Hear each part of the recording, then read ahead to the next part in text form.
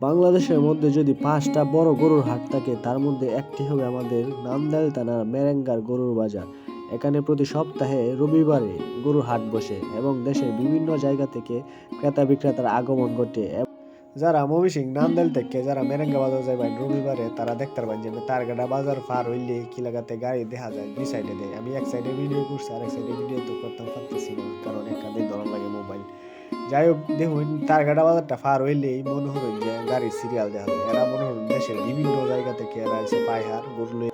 রবিবারে সকালে যারা মনোরঞ্জন দিক দিয়ে কিশোরগঞ্জে যান তারা দেখতে পাবেন যে সকাল ৮টা বাজানোর আগেই গরুর আগমন ঘটে, কারণ দুরাহি পাইহাররা আগেই গরু লয়ে আয়া করে, নাহলে বাজারও জায়গা হওয়া যায় না। আর আশেপাশে যারা গরু বেছে এরা মনে হলেন যে কয়না বাড়ির এরা মসজিদুল্লাহ বাড়ির আগে জামাত পায় না, এরকম এরা মনে বাড়ির দ্বারই এরা গরু লয়ে যাবো হেল মাইরে বেলে পরে আর গরু জায়গায় পায় না, পরে খেতে মেতে কারণই লাগে। যারা মনে আমার অভিজ্ঞতা থেকে আমি কইতেছি, আমি অনেকবার এখানে গরু লয়ে গেছি, আমি কইতাম যারা মনে যে পাইহার এরা তো দূরাই থেকে আগেই আয় বুকিং করে। আর বাজারের কমিটি যারা আছে এরা পাইহারের বেশি করে প্রাধান্য দেয়, কারণ পাইহার ছাড়া বাজার অসল, পাইহার ছাড়া বাজার চলতোই না।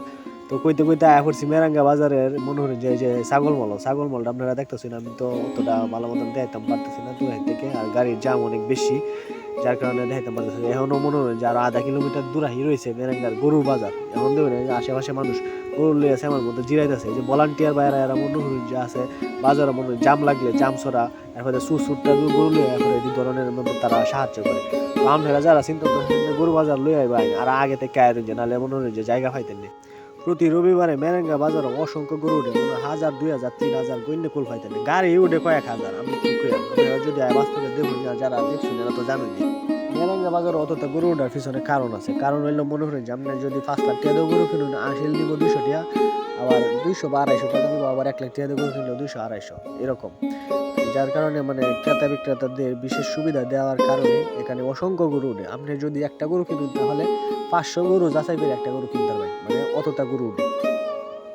এখান থেকে মূলত গরুর হাট শুরু, গরু মল শুরু এখান থেকে শুরু হয়েছে। এখানে এই সাইড দিয়ে উঠে গরুর বাচ্চা গরু, মানে বাছুর গরু ছোট সাইজের গরুগুলো এই দিক দিয়ে উঠে।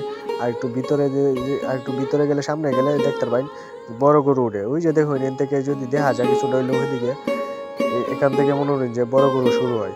তো রবিবারে বাজারে মনে হয় খালি গরুই উঠে না, শাকসবজি উঠে। আপনারা ফ্রেশ শাকসবজি খেতে চাইলে রবিবারে বাজারে চলে আসবেন। ধন্যবাদ সকলকে।